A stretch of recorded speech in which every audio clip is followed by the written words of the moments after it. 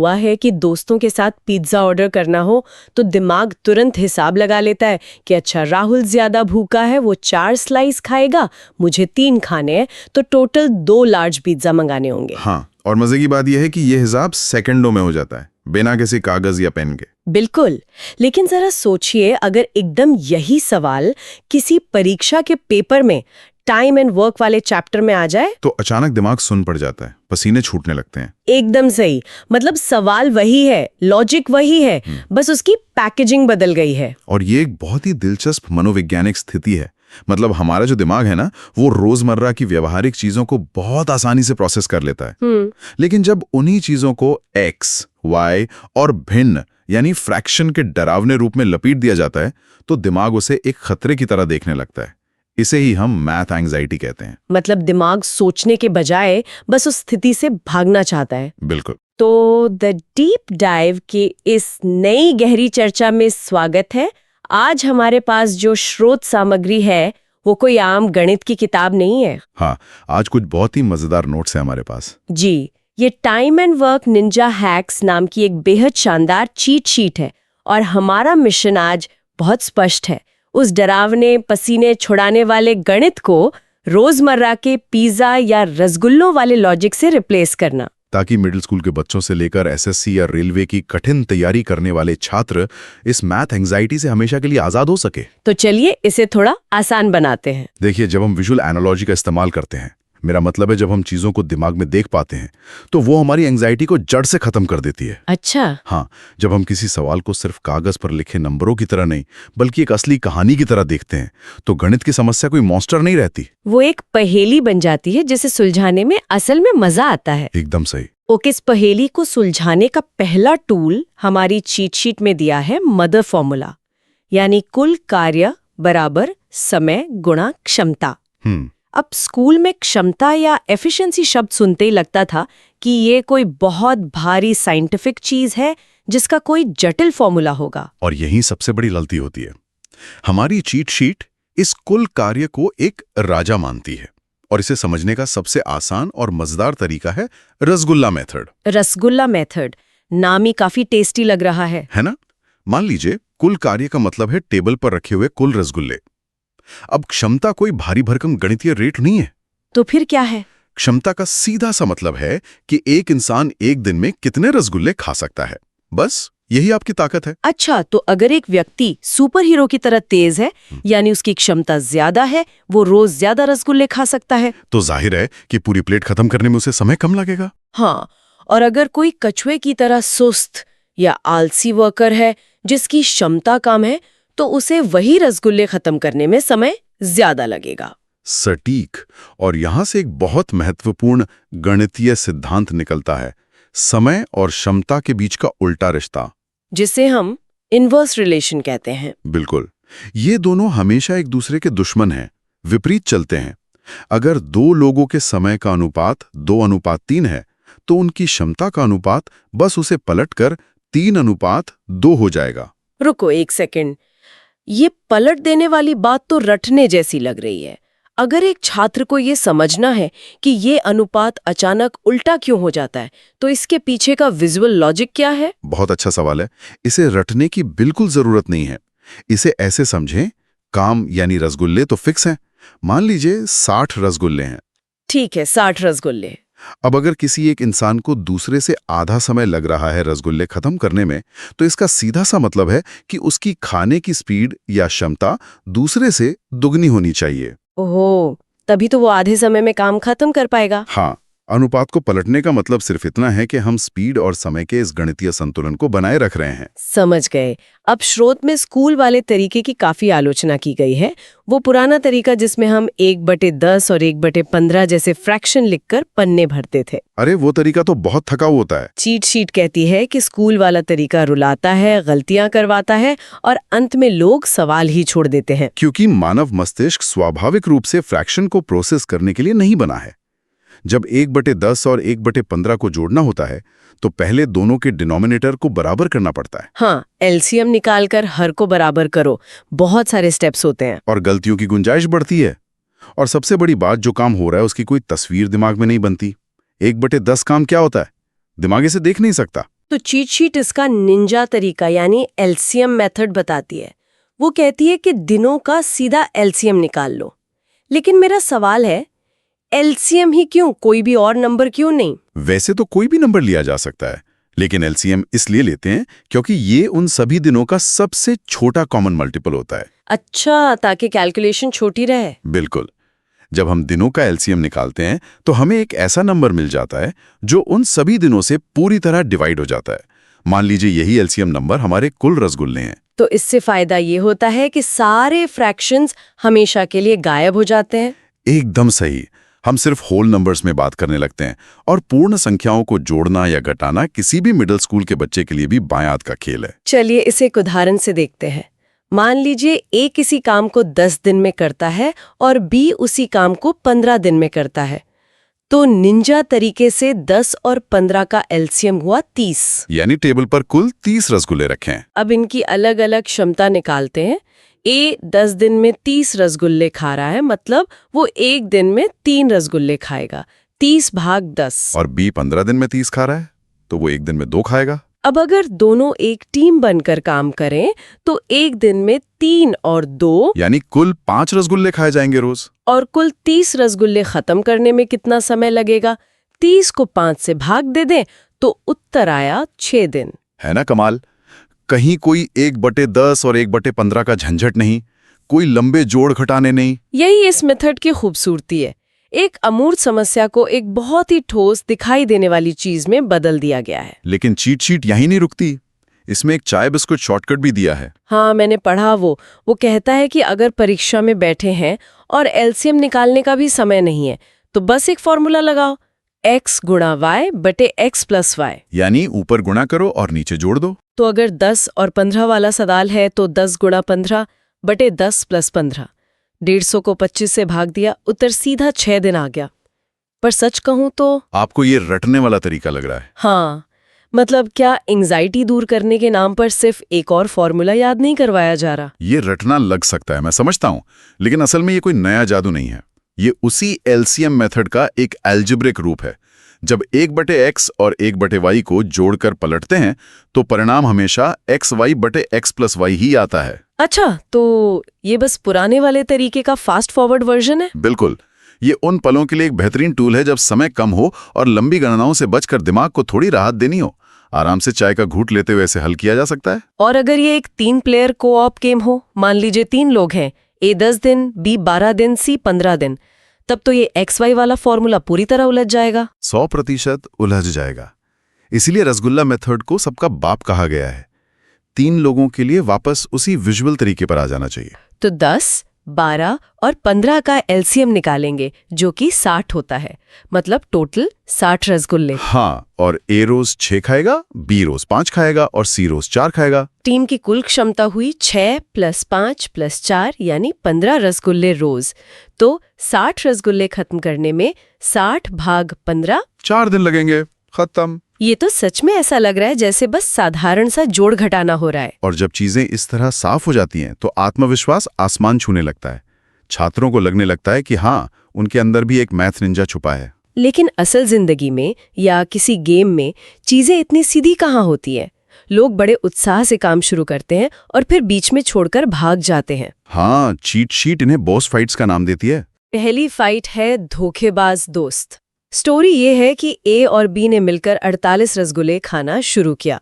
4 दिन बाद ए भाग गया। ए की स्पीड 3 थी और बी की 4। अब क्या करें? इस निंजा समाधान का नियम बहुत ही तार्किक है। अगर कोई शुरुआत से ही काम छोड़कर भाग रहा है तो उसके किए गए काम को कुल काम में से माइनस करो और उस व्यक्ति को बाहर फेंक दो। लॉजिकल है। ए ने 4 दिन काम किया, उसकी ताकत 3 थी, तो 4 गुणा 3, उसने 12 रसगुल्ले खाए और वो चला गया। टोटल 48 में से 12 हटा दिए, बचे 36 रसगुल्ले। और अब बेचारा बी उन्हें अकेले खाएगा। बी की ताकत 4 है, तो 36 को 4 से भाग दिया, 9 दिन। बी बचे हुए काम को 9 दिन में पूरा करेगा। ये बहुत सीधा था। लेकिन असली चुनौती तब आती है जब कोई काम खत्म होने के ठीक पहले भागने की कोशिश करता है। ओहो, ये बॉस फाइट 2 है। इसे वर्चुअल वर्क या काल्पनिक कार्य की ट्रिक कहा गया है। मान लीजिए कुल काम 24 है, ए की क्षमता 3 है, बी की 2 है। अब एक काम खत्म होने से ठीक 2 दिन पहले भागने की कोशिश करता है। इस स्थिति में चीट शीट का समाधान थोड़ा मजेदार है। वो कहती है उसे जाने मत दो, उसे कुर्सी से बांध दो और उससे वर्चुअल वर्क करवाओ। मतलब अगर 2 दिन और रुकता तो 6 काम और करता, 3 गुना 2, तो हम इस 6 को टोटल 24 में जोड़ देते हैं। हाँ। हो गया 30। हाँ। फिर 30 को दोनों की कुल क्षमता यानी 5 से भाग दे देते हैं। उत्तर 6 दिन आ गया। पर 1 मिनट, एक कदम पीछे चलते हैं। गणित के हिसाब से ये क्या हो रहा है? हम कुल काम में एक काल्पनिक काम क्यों जोड़ रहे हैं जो असल में हुआ ही नहीं? ये चीटिंग लग सकती है, लेकिन ये एक बहुत ही शानदार गणितीय संतुलन है। इसे ध्यान से समझिए। जब कोई व्यक्ति काम खत्म होने के ठीक पहले जाता है तो ये नहीं पता होता कि कुल काम कितने दिन चला। सही बात है। इसलिए हम एक अजम्पशन लेते हैं। अगर हम उस इंसान को जाने से रोक लेते हैं तो इसका मतलब है कि अब दोनों लोगों ने शुरुआत से लेकर अंत तक बराबर दिनों तक साथ काम किया। अच्छा। इसीलिए समीकरण को संतुलित रखने के लिए हम उस अतिरिक्त काम को कुल काम में जोड़ देते हैं, ताकि नीचे का डिनोमिनेटर जो दोनों की कुल क्षमता 5 है वो स्थिर रहे। बिल्कुल। हमें अलग अलग दिनों के लिए जटिल समीकरण नहीं बनाने पड़ते। यह जटिलता को बाईपास करने का एक बेहद स्मार्ट हैक है। ये तो सच में एक अहम मोमेंट है। समीकरण को बैलेंस करने के लिए काल्पनिक काम जोड़ना, ब्रिलियंट। अब आगे बढ़ते हैं। अकेले या 2-3 लोगों का काम तो समझ आ गया, लेकिन तब क्या होगा जब पूरी आर्मी काम कर रही हो या किसी बड़े कारखाने में शिफ्ट्स में काम हो रहा हो? हाँ, तब तो हम रसगुल्ले नहीं गिन सकते। तब हम मेगा ग्रुप फॉर्मूला इस्तेमाल करते हैं, जिसे चीट शीट में बड़े मजेदार तरीके से MDH मसाला फॉर्मूला कहा गया है। MDH मसाला फॉर्मूला है M1 गुणा D1 गुणा H1 बराबर M2 गुणा D2 गुणा H2। यहाँ M का मतलब है काम करने वालों की संख्या, D का मतलब दिन और H का मतलब घंटे। इसका बुनियादी सिद्धांत यह है कि अगर 2 अलग अलग टीमें बिल्कुल एक समान काम कर रही हैं, तो उनके द्वारा लगाया गया कुल मानव श्रम हमेशा बिल्कुल बराबर होगा। लेकिन इसमें एक सीक्रेट टिप है। स्रोत कहता है कि अगर दोनों टीमों का काम अलग अलग हो तो W1 और W2 को फॉर्मूले के नीचे यानी बटे में रख दो। पर ऐसा क्यों? काम को नीचे क्यों रखा जाता है? इसके पीछे का लॉजिक समानुपात है। काम सीधे तौर पर लोगों और समय के समानुपाती होता है। मतलब अगर ज्यादा काम होगा तो उसे करने के लिए ज्यादा लोग या ज्यादा समय लगेगा। जब हम इस काम को समीकरण के एक तरफ से दूसरी तरफ ले जाते हैं, क्रॉस मल्टीप्लाई करते हैं, तो गणितीय रूप से ये हमेशा डिवाइड में जाता है। ये अनुपात को स्थिर रखने का नियम है। समझ गई। अब इसी मेगा ग्रुप वाले हिस्से में एक ऐसा सवाल आता है जो बड़ों के पसीने छुड़ा देता है। और निंजा तकनीक। ओहो, वो वाले सवाल। हाँ। सवाल कुछ ऐसा होता है, 6 पुरुष या 2 महिलाएं या 4 लड़के किसी काम को 77 दिन में करते हैं, तो 1 पुरुष और 2 महिलाएं और 1 लड़का मिलकर कितना समय लेंगे? ये तो सुनने में इतना डरावना लग रहा है। ऐसे सवाल अक्सर छात्रों का बहुत समय बर्बाद करते हैं, क्योंकि वे हर एक समूह की अलग अलग क्षमता निकालने बैठ जाते हैं। इसमें 5 से 10 मिनट लग सकते हैं। लेकिन हमारी चीट शीट में एक सीक्रेट हैक बॉक्स है। ये कहता है कि ऊपर या वाले दिन रखो यानी 77 और नीचे और वाली संख्या को या वाली संख्या से भाग देकर जोड़ दो। जी, मतलब नीचे पुरुषों के लिए 1/6, महिलाओं के लिए 2/2 और लड़कों के लिए 1/4 का योग होगा। और यहीं पर कई लोग गलती करते हैं। वो इन भिन्नों को देखकर घबरा जाते हैं। हमें वो लंबे फ्रैक्शन नहीं पढ़ने हैं। इसके पीछे का लॉजिक क्या है? जब हम इन अनुपातों को नीचे जोड़ते हैं और ऊपर वाले 77 से भाग देते हैं, तो असल में हम क्या कर रहे हैं? हम पूरी टीम की संयुक्त क्षमता को एक ही बार में अलाइन कर रहे हैं। अलग अलग क्षमता निकालने के बजाय ये फॉर्मूला सीधे उनके अनुपातों का योग निकालता है और कुल समय से उसे एडजस्ट कर देता है। मतलब जब इस छोटे से हिस्से को हल करके पलटते हैं तो उत्तर मुश्किल से 10 सेकंड में आ जाता है। एकदम। अलग अलग क्षमता निकालने की कोई जरूरत ही नहीं पड़ती। ये समय बचाने का एक बेहतरीन टूल है। अब एक और सिरदर्द वाला सवाल देखते हैं, एकांतर दिन या ऑल्टरनेट डेज का काम। Boss fight 3। ये भी बहुत दिलचस्प है। मान लीजिए एक दिन तुम काम करो, एक दिन मैं। ए पहले दिन काम करता है, क्षमता 3। बी दूसरे दिन काम करता है, क्षमता 2। कुल काम 20 है। अब आमतौर पर दिमाग उंगलियों पर गिनने लगता है। पहले दिन 3, दूसरे दिन 2, फिर 3, फिर 2। जो कि बहुत बड़ी गलती है। ये बहुत ही खराब रणनीति है। अगर कुल काम 200 होता तो क्या परीक्षा में बैठकर उंगलियों पर गिनते रहते? बिल्कुल नहीं। तो चीट शीट का निंजा तरीका कहता है कि दिन ब दिन मत गिनो, साइकिल या चक्र खोजो। एक साइकिल का मतलब है 2 दिन, क्योंकि 2 लोग अलग अलग दिन आ रहे हैं। हाँ। और इस एक साइकिल में काम कितना हुआ? 3 और 2 मिलाकर 5 काम। अब 20 काम तक पहुंचना है। 5 काम को 4 से गुणा करेंगे तो 20 आ जाएगा। तो बस उसी 4 से दिनों को भी गुणा कर दो। 2 दिन का साइकिल था, 2 गुणा 4 यानी 8 दिन। बात खत्म, कोई पसीना नहीं छूटा। ये साइकिल आधारित क्षमता का लॉजिक बहुत ही व्यवहारिक है। सोचिए कारखानों में रोटेटिंग शिफ्ट्स कैसे काम करती हैं, या घर में रूममेट्स के बीच रोजमर्रा के काम कैसे बंटते हैं। जैसे एक दिन मैं बर्तन धोऊंगी, अगले दिन कोई और। बिल्कुल, वहां कोई रोज हिसाब नहीं लगाता, वो एक साइकिल फिक्स कर लेते हैं। जब हम जटिलताओं को एक यूनिट या साइकिल में बांध लेते हैं तो बड़ी और लंबी योजनाएं बनाना बहुत सरल हो जाता है। और अब इस पूरी चर्चा का सबसे बड़ा प्लॉट ट्विस्ट या सरप्राइज। चीट शीट पढ़ते हुए मुझे पता चला कि ये जो टाइम एंड वर्क का पूरा कॉन्सेप्ट है, ये सिर्फ एक चैप्टर के लिए नहीं है। हाँ, ये बात कई छात्रों को पता ही नहीं होती।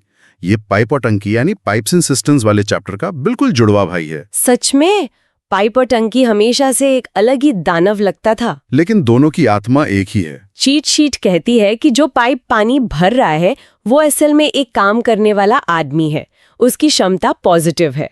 और जो पाइप पानी लीक कर रहा है या टंकी खाली कर रहा है वो एक काम बिगाड़ने वाला नेगेटिव वर्कर है, उसकी क्षमता माइनस है। बस यही एकमात्र अंतर है। विजुअलाइजेशन बिल्कुल समान है। अगर एक नीला पाइप 5 लीटर पानी भर रहा है और एक लाल पाइप 2 लीटर पानी लीक कर रहा है, तो कुल क्षमता क्या हुई? 5 - 2 यानी 3 लीटर प्रति घंटा। और इसके बाद सब कुछ वही है, वही एलसीएम मेथड, वही कुल कार्य, वही रसगुल्लों वाला लॉजिक। एक ही कॉन्सेप्ट को गहराई से समझकर 2 बिल्कुल अलग अलग दिखने वाली समस्याओं को हल किया जा सकता है। ये तो सच में एक की कीमत में 2 चैप्टर की तैयारी है। तो इस पूरी गहरी चर्चा का सार ये है कि गणित कभी भी डरावना नहीं होता। डरावना होता है उसे पेश करने का तरीका। एकदम सही बात है।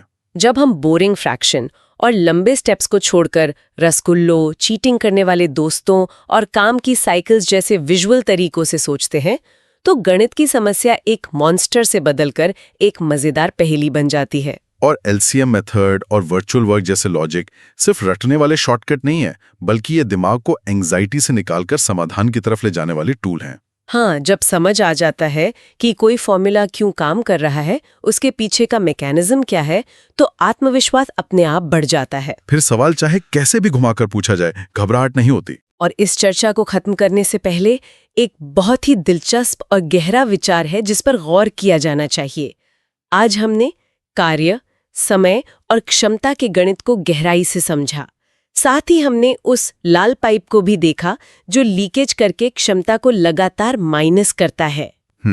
अगर हम इस पूरे कॉन्सेप्ट को अपनी रोजमर्रा की जिंदगी और डिजिटल आदतों पर लागू करें तो ये बहुत ही शानदार नजरिया है।